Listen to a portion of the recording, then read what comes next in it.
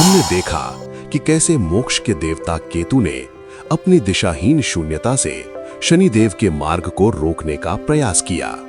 लेकिन क्या बिना सिर वाला वैराग्य समय के काल चक्र का सामना कर पाएगा? नमस्कार दोस्तों, एक बार फिर आपका स्वागत है पौराणिक पुराण में।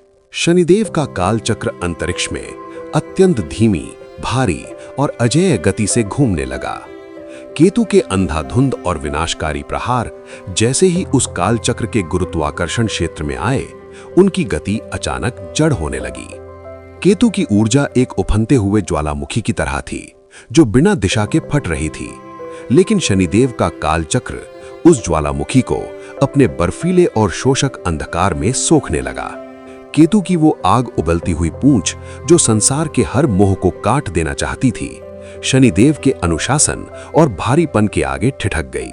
शनिदेव ने अपने लौह रथ से उतरकर केतु की उस भयंकर ऊर्जा के सामने अपना काल दंड रख दिया।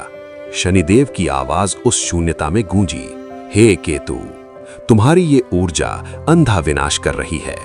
तुम हर मोह और बंधन को काट रहे हो, लेकिन जब तक जीव ने अपने कर्मों का फल नहीं भोगा है, तब तक तुम्हारा ये काटना उसे केवल भटकाव और अंतहीन पीड़ा देगा। मोक्ष एक पलायन नहीं है।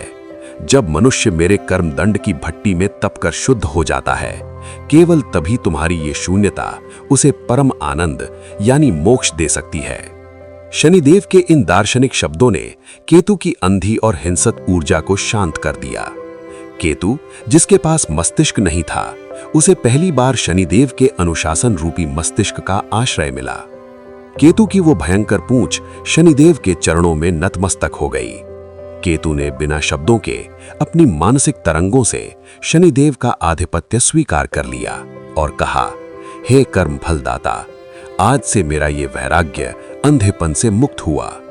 मैं अब से केवल उसी के बंधनों को काटूंगा जिसे आपने अपने कर्म विधान में शुद्ध कर दिया हो।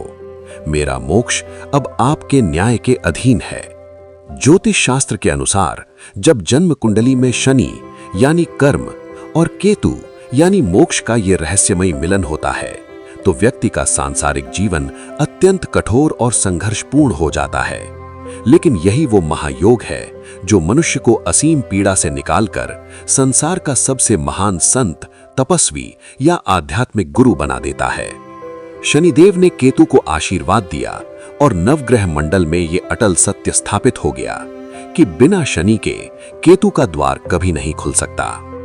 इस प्रकार शनिदेव ने ब्रह्मांड के हर ग्रह को उनका सही स्थान और मर्यादा सिखाकर नवग्रह मंडल पर अपना पूर्ण और निष्पक्ष न्याय स्थापित कर दिया। तो दोस्तों, नवग्रहों के इस अद्भुत संघर्ष और उनके अहंकार के अंत के साथ ही शनिदेव की ये ऐतिहासिक न्याय यात्रा अब अपनी पूर्णता को प्राप्त कर चुकी है। ब्रह्मांड के सभी ग्रह अब कर्म फलदाता के न्याय और अनुशासन को स्वीकार कर चुके हैं। अपनी राय हमें नीचे कमेंट्स में जरूर बताएं। अगर आपको ये कहानी पसंद आई है तो वीडियो को लाइक करें, अपने दोस्तों के साथ शेयर करें और पौराणिक पुराण चैनल को सब्सक्राइब करना ना भूलें। मिलते हैं कहानी के अगले भाग में। तब तक के लिए नमस्कार।